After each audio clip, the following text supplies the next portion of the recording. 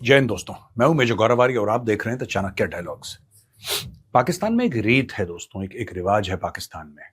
एक सियासी रिवाज है कि जो आपसे अग्री ना करे वो गद्दार है, वो भारत का एजेंट है, वो इजराइल का एजेंट है।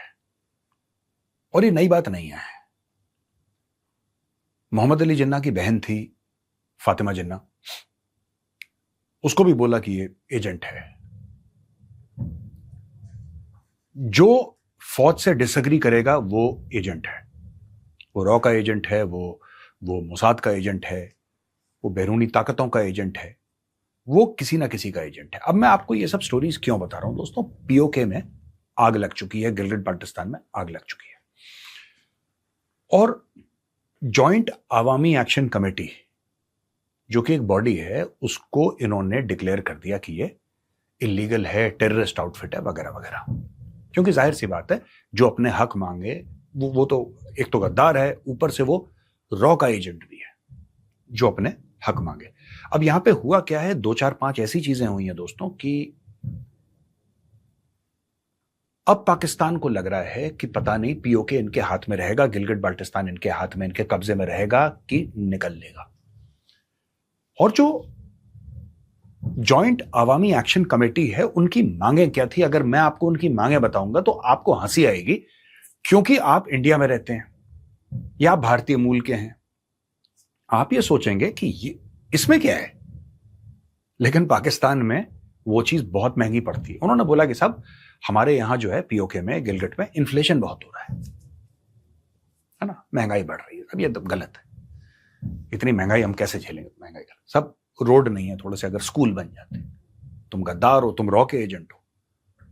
सड़क, एजुकेशन, पानी, सस्ती चीज, ये कोई मांगने वाली चीज है? ये तो गद्दार ही मांग सकता है। ये तो वही मांग सकता है जिसको पाकिस्तान से मोहब्बत ना हो। तो ये पूरा ऑक्यूपाइड इलाका है दोस्तों, आप जानते हैं भारत का इलाका है, पाकिस्तान ने ऑक्यूपाई कर रखा है। और पाकिस्तान बड़ी बड़ी लंबी चौड़ी बातें करता है कि ऐसा तो वैसा, तो फिर हम कश्मीर के लिए जान दे देंगे और ये कर दें। ये सारी की सारी चीजें पाकिस्तान बोलता है। ये वही पाकिस्तान है जो वहां पे एक बस स्टैंड नहीं बना पाया, एक ढंग का रेलवे स्टेशन नहीं बना पाया, एक ढंग का अस्पताल नहीं बना पाया, एक ढंग का इंजीनियरिंग कॉलेज नहीं बना पाया, एक ढंग की रोड नहीं बना पाया, एक ढंग का टेलीकॉम नेटवर्क नहीं बना पाया।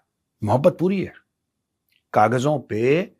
कश्मीर का जो ऑक्यूपाइड इलाका है, गिलगिट बाल्टिस्तान जो ऑक्यूपाइड इलाका है, उससे मोहब्बत में कोई कमी नहीं है कागजों में, जमीन पे नहीं दिखती वो मोहब्बत बस।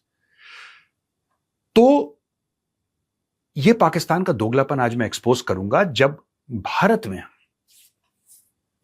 में हुर्रियत के बहकावे में श्रीनगर में पथराव होता था, अनंतनाग में पथराव होता था, हुर्रियत कॉन्फ्रेंस ये सारी की सारी चीजें निकालती थी कि कैलेंडर निकलेगा। आपको पता है कैलेंडर था हुर्रियत कॉन्फ्रेंस का, कि मंगल को दुकानें बंद होंगी, बृहस्पति को दुकानें बंद होंगी। वो बोलते थे एडवांस पर, दुकानें बंद होती थी, यहां पर पत्थरबाजी, वहां पत्थरबाजी।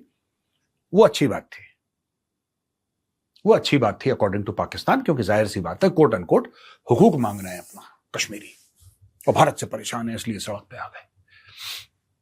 उन्हीं के भाई लाइन ऑफ कंट्रोल के उस तरफ सिर्फ ये कह रहे हैं कि यार इन्फ्लेशन बुरी बात है, यार चीज दूध हो गया, बच्चों को कैसे पिलाएंगे, इतना महंगा हो गया दूध, या राशन इतना महंगा हो गया। वो गद्दार है, वो इंडिया के एजेंट बन गए। तो ये सारी की सारी चीजें चल रही है। वहां पे होने हैं चुनाव, ठीक है जी, वहां होने हैं चुनाव। इंडिया ने इन चुनाव को कर दिया कंडेम। इंडिया ने बोला कि क्या ड्रामा है यार, ये क्या ड्रामा है, कोई चुनाव नहीं होगा, गलत है ये, हम डिसएग्री करते हैं। ये ऑक्यूपाइड इलाका है, ये भारत में मिलना चाहिए, पीओके और गिलगिट बाल्टिस्तान। तो पाकिस्तान ने बोला कि नहीं नहीं, इंडिया कैसे बोल सकता है ये वो, इंडिया जब चुनाव वहां पे करवा सकता है तो हम यहां पे क्यों नहीं करवा सकते, ऐसा पाकिस्तान ने बोला। दोस्तों बात यह है ना कि इंडिया चुनाव करवाता है, दुनिया आके देखती है, इंडिया से सीखती है कि चुनाव कैसे होता है। ये लोग गिलगिट बाल्टिस्तान में पीओके में चुनाव करवाना चाहते हैं। ये लोग चाह रहे हैं कि गिलगिट बाल्टिस्तान और पीओके में चुनाव करवाएं। This is so funny. ये वही लोग हैं जो इस्लामाबाद, लाहौर, कराची में चुनाव नहीं करवा पाए। आपको क्या लगता है कि जो शहबाज शरीफ आज की तारीख में कुर्सी पर विराजमान है, ये इलेक्ट होके आया है? अगर आपको लगता है इलेक्ट होके आया है तो लिखिए फिर कमेंट्स में कि हाँ मेजर साहब ये तो इलेक्ट होकर आया है। क्या ये लोगों का वोट लेकर आया है? जो लोग पूरे पाकिस्तान में डेमोक्रेसी नहीं चाहते, या नहीं ला सकते, वो डेमोक्रेसी कहीं और कैसे चाह सकते हैं, वो भी एक ऑक्यूपाइड इलाके में? मेरा यह सवाल है। अब यहां पे टॉप कोर्ट है, इसने बोला है कि रेफ्यूजियों के लिए जो सीट है वो रहनी चाहिए, कायम रहनी चाहिए। अब हुआ क्या है कि 12 लेजिस्लेटिव सीट हैं, वो वहां पे रिजर्व्ड हैं लोकल असेंबली में, उन कश्मीरियों के लिए जो कहते हैं कि रेफ्यूजीज हैं। तो कोर्ट ने बोला कि होनी चाहिए। हुआ क्या बीच में दोस्तों, बड़ी इंटरेस्टिंग बात हुई। कुछ ही घंटे बाद, और ये बात संडे की है, armed members of a band group stormed a military hospital in Rawalakot, a city in Pakistan occupied Kashmir. Rawalakot के एक मिलिट्री हॉस्पिटल में जाते हैं वो लोग, और वहां पे वो 4 अफसरों को मार देते हैं और 20 और को घायल कर देते हैं। ये पाकिस्तान के मिलिट्री हॉस्पिटल पे हमला होता है, 4 अफसरों को मार दिया जाता है और 20 घायल हो जाते हैं। अब पाकिस्तान में अचानक, जिसको कहते हैं ना कि सुन्न सा हो गया कि हो क्या रहा है, ये चीजें इनके हाथ से। देखिए, कई लोग मुझसे पूछते हैं दोस्तों कि पीओके कब आएगा, पीओके कब आएगा, भारत क्या कर रहा है? भारत को कुछ करने की जरूरत नहीं है। वहां के लोग इतने परेशान हो गए हैं, ये लाहौरी लॉबी से, एक लाहौरी लॉबी है, इससे इतने ज्यादा परेशान हो गए, इतने ज्यादा। आपको मैं किस्से बताता हूं, रियल सच्ची का किस्सा है ये, बिल्कुल एकदम सच। प्रेग्नेंट वुमेन जाती हैं, they are unable to deliver in many cases. मैं ये नहीं कहता कि वहां पे बच्चे, ऑब्वियसली वहां पे पॉपुलेशन तो है ही ना, मेनी केसेस वुमेन जाती हैं, और क्योंकि इनको फिर पाकिस्तानी पंजाब जाना पड़ता है, क्योंकि यहां पे ढंग का हॉस्पिटल नहीं है। अगर हॉस्पिटल है तो वहां पे डॉक्टरों को देने के लिए तनख्वाहें नहीं है, इक्विपमेंट नहीं है वहां पे। So women suffer miscarriages because of the bad road and bumpy road conditions. ये हाल है वहां पे। कश्मीर बनेगा पाकिस्तान है, कश्मीर बनेगा पाकिस्तान, कश्मीरियों से नाता क्या, ला इलाहा इल्ला। अरे यार, तुम एक बस स्टैंड नहीं बना पाए, ये क्या चूरन बेच रहे हो? तुम एक बस स्टैंड नहीं बना पाए, एयरपोर्ट तो बहुत दूर की बात है।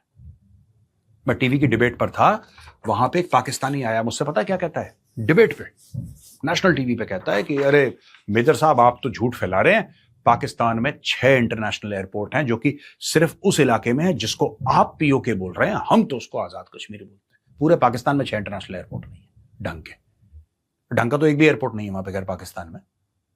लेकिन इस तरीके का वहां पे लोगों को इतना परेशान किया गया है, इतना परेशान, एक तो उनकी जिंदगी बर्बाद कर दी कि कश्मीर में जाके जिहाद होगा और यहां से लॉन्च पैड होगा, यानी कि पीओके ये लॉन्च पैड है। उनकी लोगों की जिंदगी खराब कर दी, उनको वैसे ही रहने दिया जैसे वो 20-50 साल पहले थे। ना कोई ढंग की सड़क, ना कोई ढंग का इंफ्रास्ट्रक्चर। और आज की तारीख में लोग इतने भड़के हुए हैं, इतने ज्यादा भड़के हुए हैं दोस्तों, कि लोग सामने आ गए और वहां पे मारापीटी हो रही है। कुछ लोग कह रहे हैं कि पुलिस को मार मार के भगा दिया, रेंजर्स को मार मार के भगा दिया, पाकिस्तानी फौज को अंदर घुसने नहीं दे रहे। यहां पे खुल के लोग सड़क पे आके ये बोल रहे हैं कि पाकिस्तानी फौज हमारी दुश्मन है। कुछ लोग ऐसा बोल रहे हैं कि हमें पाकिस्तान का हिस्सा नहीं बनना, हमें रहना नहीं है पाकिस्तान का हिस्सा। पाकिस्तान का हिस्सा तो तुम वैसे भी नहीं थे, ये ऑक्यूपाइड इलाका है। लेकिन हां, पाकिस्तान के कब्जे से, पाकिस्तान की चुंगल से अपने आप को छुड़ाना है, ये बात मुझे समझ में आती है। जब पाकिस्तान को ऐसा लगा कि पूरी सिक्योरिटी की सिचुएशन बहुत खराब हो गई है, पाकिस्तान ने वही काम किया जो पाकिस्तान करता चला आया है। 14,000 एडिशनल सिक्योरिटी फोर्सेस डिप्लॉय कर दी वहां पे, कि ये इलाका जो आएगा नॉर्मल होगा, वो डंडे के बल पे होगा। देखिए, आपको जहां पे डंडा इस्तेमाल करना है आप करिए, लेकिन उसके साथ आपको इंफ्रास्ट्रक्चर की डेवलपमेंट भी करनी होगी, आपको एजुकेशन और हेल्थ का भी ध्यान रखना होगा, लोगों की जिंदगियों का भी ध्यान रखना होगा। लेकिन ये देखिए ना, सारा का सारा पैसा तो लाहौर जा रहा है, पूरा पाकिस्तान कूड़ादान बना हुआ है, क्योंकि सारा का सारा पैसा लाहौर जा रहा है, वो भी कुछ चंद फैमिलीज के पास। तो यहां पे इशू ये है कि साहब, मोबाइल इंटरनेट बंद, सोशल मीडिया बंद, ये बंद तो वो बंद। और वहां पे जो मेन सेल्यूलर कंपनी है, that is owned by the army. जैसे हम लोग प्राइवेट कंपनीज है ना, जिसका हमारे पास सिम कार्ड है, वहां पे जो मेन कंपनी है जो सब कुछ देखती है, that is owned by the Pakistani armed forces. तो उन्होंने सब कुछ बंद वहां पे करवा दिया, सब कुछ बंद करवा दिया। और ये जितने भी लीडर्स हैं, एक अब गोली वोली चली तो वहां पे एक की जो जॉइंट आवामी एक्शन कमेटी के लीडर्स हैं, उसमें से एक मारा गया, एक गंभीर रूप से घायल है।